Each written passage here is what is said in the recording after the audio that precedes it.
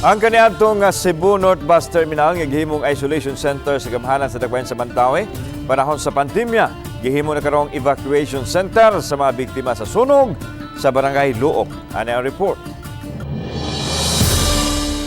Lunes sa gabi gihatod ang pamilya ni Arnel Gahunay, taga Sitio Paradise, usa sa mga dapit sa barangay Luok, Madawi City. Ngadto sa North Bus Terminal kaniadto uban sa lain pang tulo ka pamilya.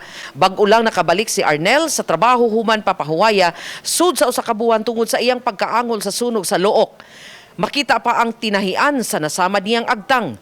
Mato ni Arnel, mihangyo sila sa hudo nga mupuyo na lang unta sa relocation site tungod kay maglisod na sila pagbayad sa 2,000 pesos nga abangan matag buwan. Wa pay labot ang tubig o kuryente ni ini.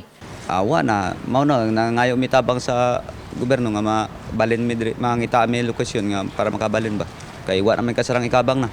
Aduna siya'y trabaho apan kuwang ra kaayo tungod kay magbayad pa sila og 500 pesos sa kuryente matag buwan. Karon nga nabalhin sila sa North Bus Terminal, libre na ang tubig o kuryente nga ilang magamit hinuon, magkaos lang ang iyang asawang si Jonah. Samtang gipasabot ni Attorney John B. Biton, pangu sa hudo, nga ilang itanyag ang North Bus Terminal sa ubang mga biktima sa sunog. Iyang giangkon nga adunay gilayon ang dapit gikan sa mga nasunugan apan hamugaway ang lugar. Naguba hinuon ang atubangang bahin sa kanhi North Bus Terminal, panahon sa Bagyong Odette apan ang pikas bahin ni ini mapuy-an pa. But we will not be moving katong mga tao sa North Bus katong digid ganahan. We will offer the option nga sa North Bus, otherwise we will have to rent. Uban ni Philip Patricia o Godfrey Rilien, Chel Valiana, Balitang Bisdak.